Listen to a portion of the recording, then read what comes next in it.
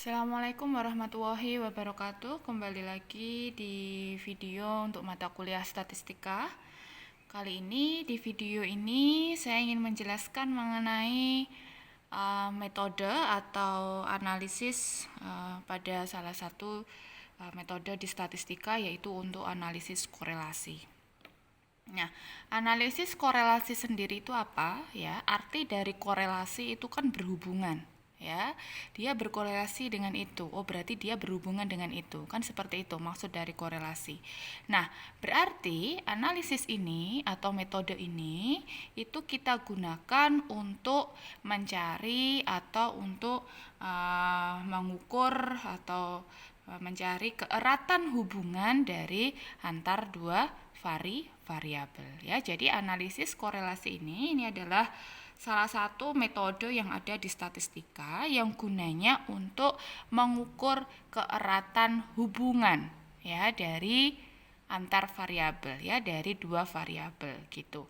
Nah, di sini kita nanti pada analisis korelasi ada dua hal yang bisa kita cari atau ada dua hal penting yang bisa kita lihat dari analisis ini ya, dari hasil analisis ini. Yang pertama, arah hubungannya gitu ya, arah hubungan korelasinya seperti apa ya, arah hubungannya positif atau negatif gitu. Kemudian yang kedua, kekuatannya, sebesar berapa sih kekuatan dari hubungan antara dua variabel itu, apakah hubungannya itu kuat atau sedang atau lemah atau seperti apa gitu ya. Jadi dari analisis korelasi sendiri itu nanti kita akan bisa melihat dua indikator penting yang terlihat dari bagaimana hubungan dari dua variabel itu ya. Jadi dari arahnya, kemudian dari seberapa kuatnya. Nah, kita lihat dulu yang arah hubungan korelasi. Oke, tadi yang sudah saya katakan bahwa arah hubungan itu tadi kita lihat dari dua kondisi, yaitu arah hubungannya positif dan arah hubungannya negatif, gitu ya. Nah, arah hubungan ini kita nanti bisa lihat dari koefisien korelasinya. Di situ koefisien korelasinya itu positif atau negatif. Kita ada tanda positifnya atau negatif gitu ya. Nah, maksud dari arah hubungan negatif itu seperti ini. Ini ya, ini arah hubungan negatif, atau kalau bisa saya sebutkan, ini grafiknya ini adalah berbalik arah ya. Karena apa? Karena semakin tinggi X-nya gitu ya, itu Y-nya akan semakin rendah gitu. Begitu juga sebaliknya. Kalau X-nya itu semakin rendah ya, atau X-nya semakin kecil, itu Y-nya akan semakin tinggi. Nah, misalnya ini, oke, antara inflasi dengan suku bunga ya, berarti semakin rendah inflasinya gitu, itu suku bunganya akan semakin tinggi. Tetapi kalau inflasinya itu semakin tinggi gitu ya, suku bunganya akan semakin rendah. Nah, ini yang kita sebut sebagai korelasi negatif ya, atau hubungannya negatif atau berbalik arah. Berbeda dengan korelasi positif. Kalau korelasi positif itu hubungannya adalah searah. Ya. Searah berarti kalau X-nya naik, Y-nya akan naik. Kalau X-nya turun, Y-nya juga akan turun ya. Misalnya ini harga minyak goreng dengan produksi, jelas ya, jika harga minyak gorengnya itu semakin tinggi, otomatis yang akan diproduksi itu juga pasti akan semakin banyak. Nah, ini arah hubungan dari korelasi. Kemudian kekuatan atau kelemahan dari korelasi tadi ya, yang sudah saya katakan bahwa korelasi itu nanti bisa kita lihat bagaimana kekuatannya, apa kekuatannya itu positif atau kekuatannya itu sangat kuat gitu, atau kekuatannya lemah atau sedang. Nah, ini adalah kekuatan dari korelasi. Nah, korelasi sendiri ya, atau biasanya kalau kalian membaca di buku-buku statistika, korelasi itu simbolnya R gitu ya. R-nya R kecil ya, bukan R besar. Kalau R besar tuh nanti simbol untuk metode yang lain gitu ya. Nah, korelasi itu simbolnya R kecil. Oke.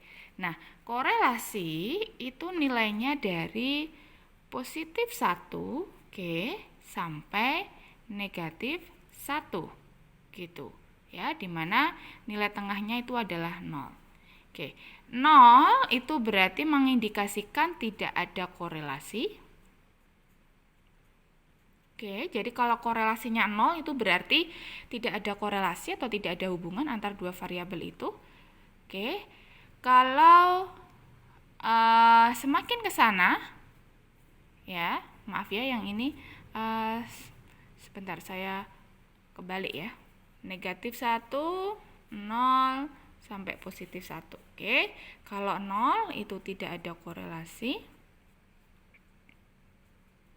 Nah, semakin ke sana, baik itu ke tanda positif maupun tanda negatif, gitu ya, itu berarti korelasinya semakin kuat. Oke, ya, tanda ini hanya menunjukkan arah hubungannya tadi, ya, arah hubungannya positif atau negatif. Tetapi kalau koefisiennya itu semakin mendekati 0, itu berarti hubungannya itu semakin lemah, gitu. Ya, jadi korelasi sendiri itu koefisiennya itu nilainya antara negatif 1 sampai positif 1.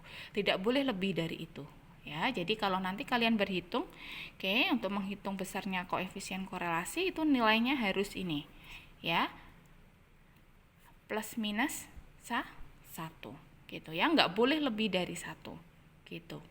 Oke, itu ya, itu adalah hubungan kuat lemahnya dari suatu korelasi. Maaf.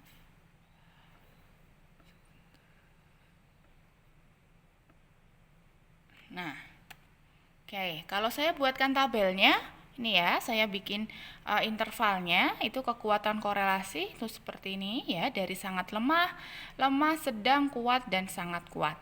Kemudian kalau arah korelasinya itu positif dan negatif ya. Penjelasannya itu sama seperti yang saya jelaskan tadi. Oke, ini berlaku juga pada saat koefisiennya itu negatif ya. Jadi kalau negatif itu ya nggak apa-apa, berarti arah korelasinya itu negatif, tetapi kekuatannya misalnya sangat kuat gitu ya. Jadi ini, interval ini itu tidak hanya untuk pada korelasi positif, tetapi korelasi negatif itu juga berlaku gitu. Oke. Di sini kita nanti akan belajar di 3 metode korelasi ya, yaitu yang pertama dikorelasi untuk data interval dan rasio, kemudian nanti untuk di data nominal, kemudian nanti untuk di data ordinal ya. Kita masuk dulu di data interval dan rasio. Oke, pada saat data kalian itu berskala interval dan rasio, korelasi atau metode korelasi yang bisa kalian gunakan untuk mengukur hubungan dari dua variabel itu kita sebut sebagai atau kita namai itu adalah korelasi product moment ya, atau kalau di buku lain itu ada yang menyebutnya sebagai korelasi Pearson gitu. Product moment atau Pearson sama aja. Nah, rumusnya seperti itu. Oke, rumus yang kita gunakan untuk menghitung korelasi seperti itu. Oke, kita ke interval dan rasio dulu. Ya, rumusnya adalah korelasi antara X dan Y itu sama dengan N kalikan sigma XY min sigma X kali sigma Y ya, per akar dari N sigma X kuadrat min sigma X dalam kurung dikuadratkan kali N sigma Y kuadrat min sigma Y dalam kurung dikuadratkan gitu. Oke, rumusnya seperti ini. Nah, untuk metode metode berhitungnya, oke, saya punya kasus ini misalnya, apakah ada hubungan ya antara pendapatan dengan tabungan. Oke, kita penelitiannya itu di 10 kepala keluarga ya, sampelnya di 10 kepala keluarga. Oke, tabungan pendapatan itu seperti itu datanya ya. Nah, cara berhitungnya itu seperti apa?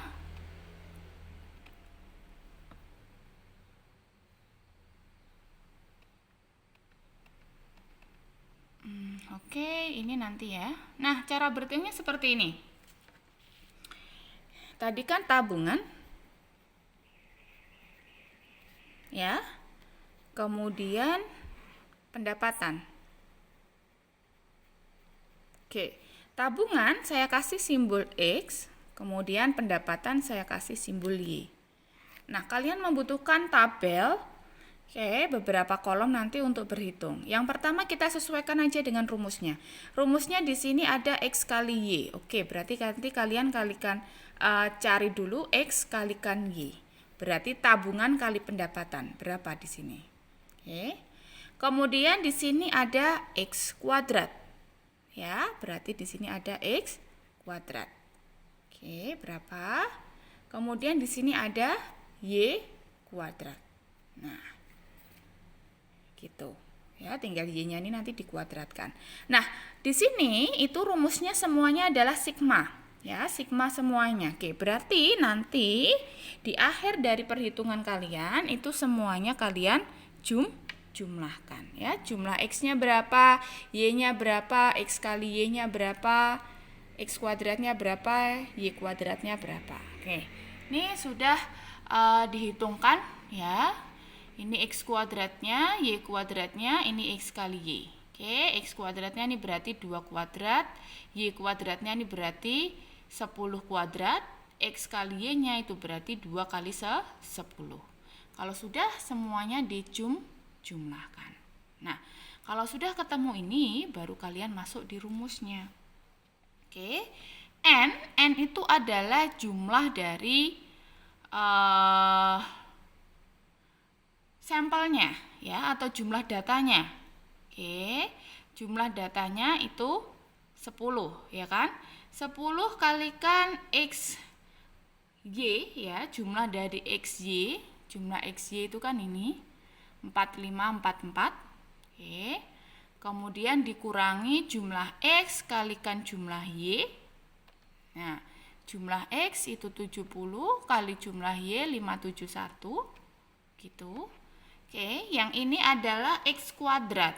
Kalau yang ini jumlah X baru dikuadratkan ya, jadi beda. Oke. X kuadratnya itu 546 ya. X dalam kurung dikuadratkan itu 70 kuadrat. Nah, nanti ketemunya 0,981. Oke, 0,981. Oke, kita lihat dulu. Korelasinya seperti ini besarnya, ya. Kita lihat dari arahnya dulu. Arah hubungannya seperti apa ini? Arah hubungannya yaitu positif, ya. Positif. Oke, berarti maksudnya bagaimana? Berarti semakin besar pendapatan, ya, tabungannya juga akan semakin naik, gitu. Semakin kecil pendapatannya, juga tabungannya akan semakin kecil. Nah, sekarang kekuatannya 0,981. 0,981 itu kan berarti sangat kuat ya, berarti hubungan antara tabungan dengan pendapatan itu sangat kuat. Nah, gitu membaca dari besarnya koefisien korelasi itu seperti itu. Gitu ya. Oke. Nah, sekarang kita tahapan selanjutnya pada metode korelasi ini ya. Kalau sudah mendapatkan besarnya korelasi gitu, kita lihat secara statistiknya. Kalau ini kan baru secara matematis ya, secara angkanya nilainya 0,981. Tetapi belum kita buktikan secara statistiknya. Jadi, apakah benar nilai 0,981 itu mengandung korelasi atau tidak? Makanya tahapan selanjutnya itu dengan pengujian hipotesis. Nah, hipotesisnya seperti apa? H0-nya itu berarti tidak ada korelasi antara tabungan dan pendapatan. Nah, H1-nya berarti ada korelasi ya antara tabungan dan pendapatan. Oke. Ini kalau saya simbolkan ya, ini kalau secara kalimatnya seperti ini. Kalau saya simbolkan itu berarti ini R-nya sama dengan 0, ini H1-nya R-nya tidak sama dengan 0. Nah, statistik ujinya itu pakai uji T. Rumusnya seperti itu. R kalikan akar N-2 per akar dari 1 min R kuadrat. Gitu. Ya. Ini pakai cara yang pertama ini. Kalau cara yang kedua itu bisa pakai R hitungnya. Berarti R hitung kita bandingkan dengan R tabel. Oke, gitu ya. Nah, ini nanti kita hitung dulu. Oke, ini ya sudah dihitung ya. Nah, kriterianya seperti ini.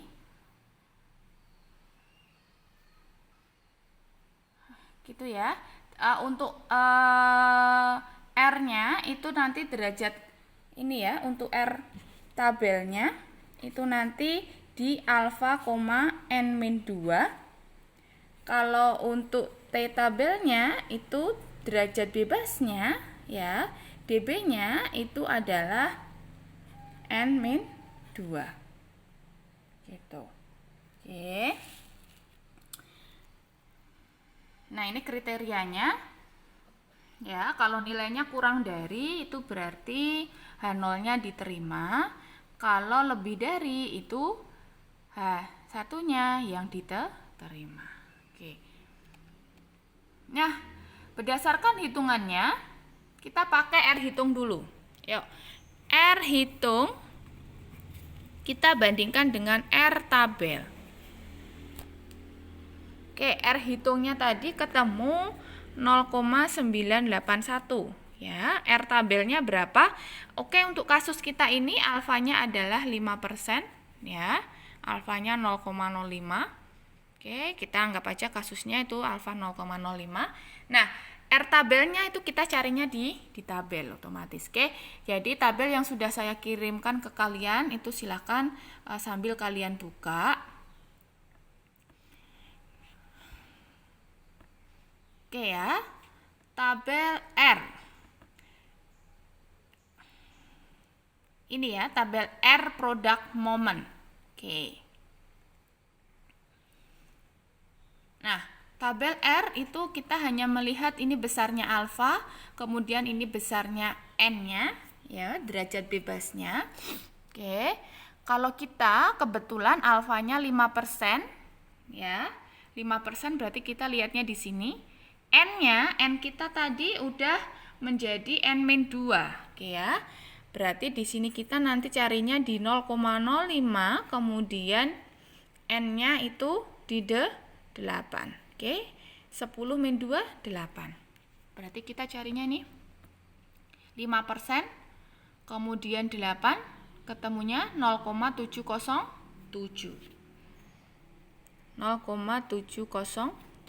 Nah, sekarang tinggal kita bandingkan 0,981 sama 0,707. Seperti apa ini? Hitungnya lebih besar ya. Kalau lebih besar itu berarti H0-nya ditolak. Kalau H0 ditolak berarti kita terima H1. Ya. Gitu ya. Oke, berarti kita terima H1. Oke, berarti ada korelasi antara tabungan dan pendapatan. Nah, kalau sekarang kita pakai yang T. T hitung kita ketemunya berapa ini? 14,23. Oke ya, 14,23. Oke. T hitung. Kemudian kita bandingkan dengan T tabel. T hitungnya 14,233. T tabelnya berarti di derajat bebas 8 juga ya. dB-nya 8. Kita cari di tabel yaitu tabel T ya. Jadi gini, melihat tabelnya itu berdasarkan dari metode yang kalian gunakan. Kalau kalian menggunakan metode atau kita menggunakan R, korelasi product moment, ya berarti kita carinya nanti kita bandingkannya di tabel R. ya. Kalau kita nanti menghitungnya pakai statistik uji T, ya kita nanti bandingkan dengan tabel T gitu. Beda nanti juga yang metode selanjutnya gitu ya, pakai Spearman ya kita pakainya Spearman, kita pakai chi-square ya berarti kita pakainya chi-square gitu ya. Jadi tabel itu mengikuti dari statistik hitung yang kita gunakan ya gitu. Oke, kita ke T sekarang. Oke, T ini ya berarti kita carinya di 0,05 oke ya. Ini ya berarti kita carinya yang ini. Oke.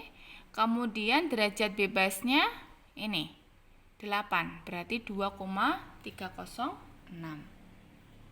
2,306. Nah, tinggal kita bandingkan sekarang 14,233 itu hasilnya lebih besar ya dari 2306. Kalau lebih besar berarti H0-nya ditolak, oke, atau H1-nya diterima. Oke, berarti kesimpulannya menggunakan R tabel atau menggunakan statistik uji T-nya itu kesimpulannya adalah sama ya. Berarti ada korelasi, korelasinya bagaimana? Yaitu ada korelasi positif dan kuat antara tabungan dan pendapatan.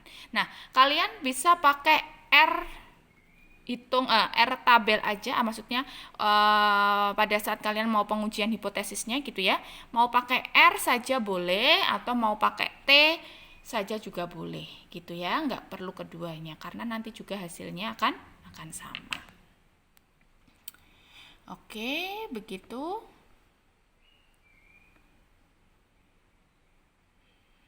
Nah, itu ya.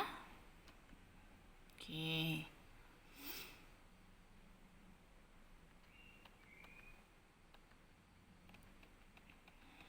Nah, ini ada latihan soal nih. Oke. Uji hipotesisnya juga. Nah, ini silahkan kalian coba nanti. Oke, sekarang untuk nominal. Nah, nominal di sini itu kita nanti pakainya chi-square, ya.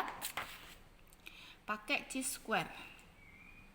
Nah, rumus koefisien kontingensinya sendiri itu seperti itu.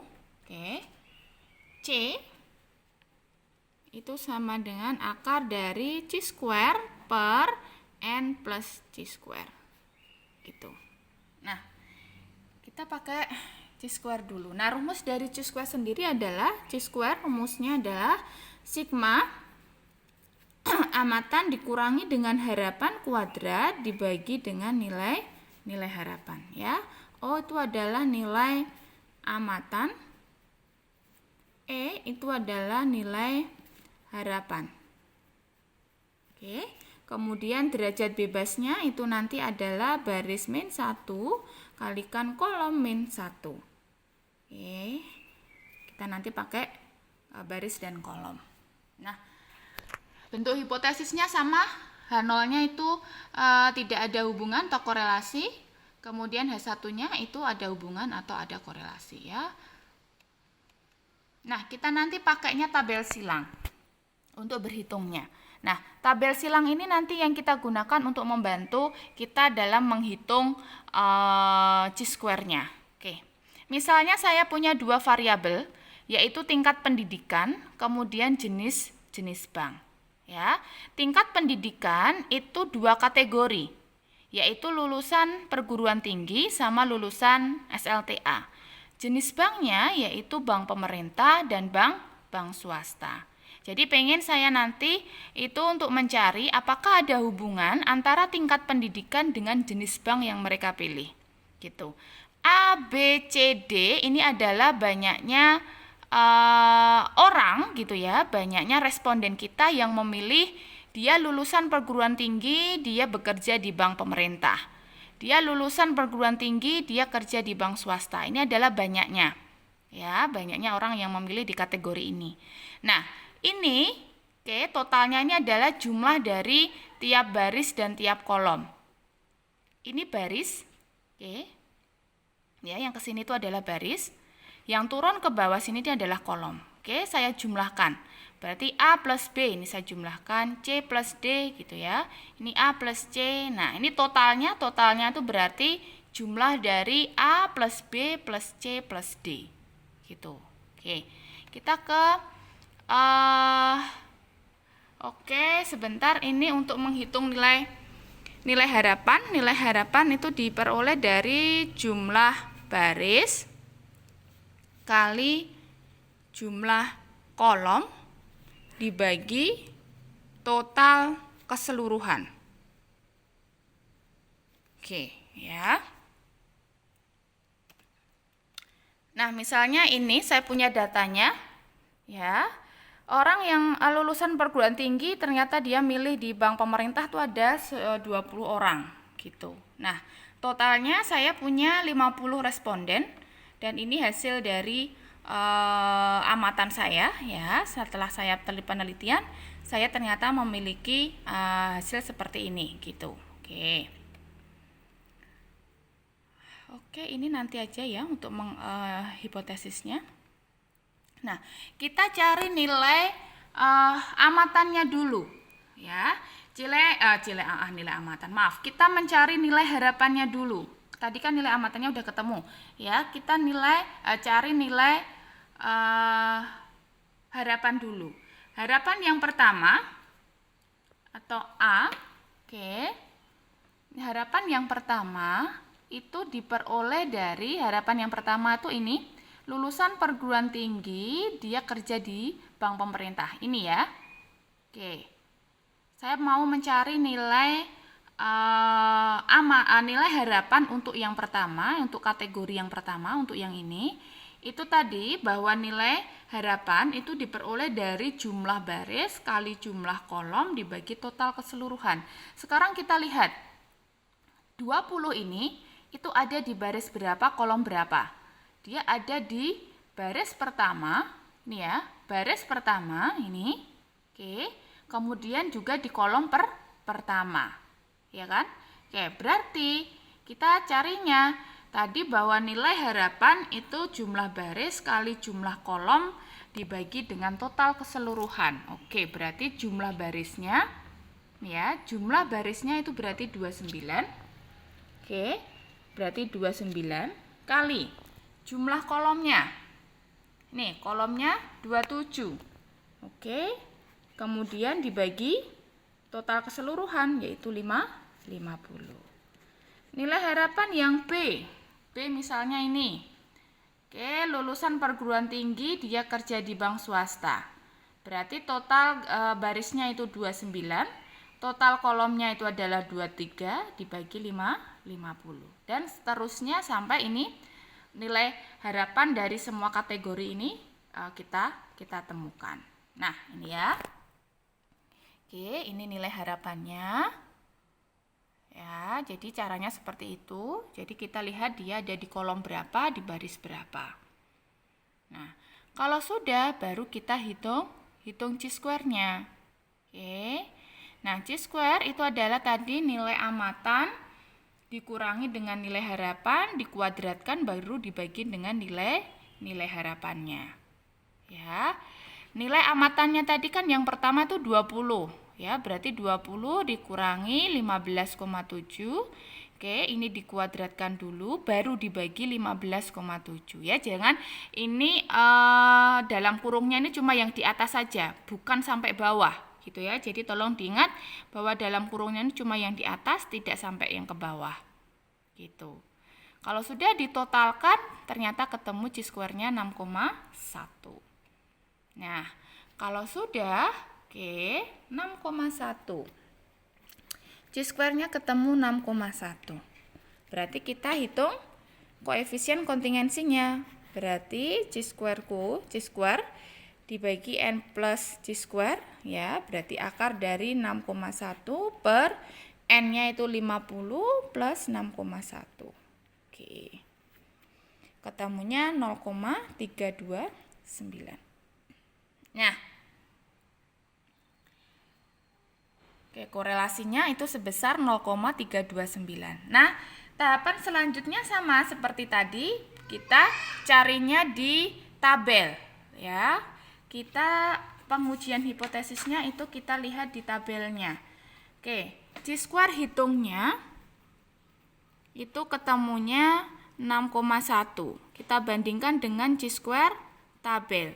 Chi-square tabel itu kita lihat dari alfa dan derajat bebasnya B-1 kalikan K-1 ya, atau kolom -1. Oke.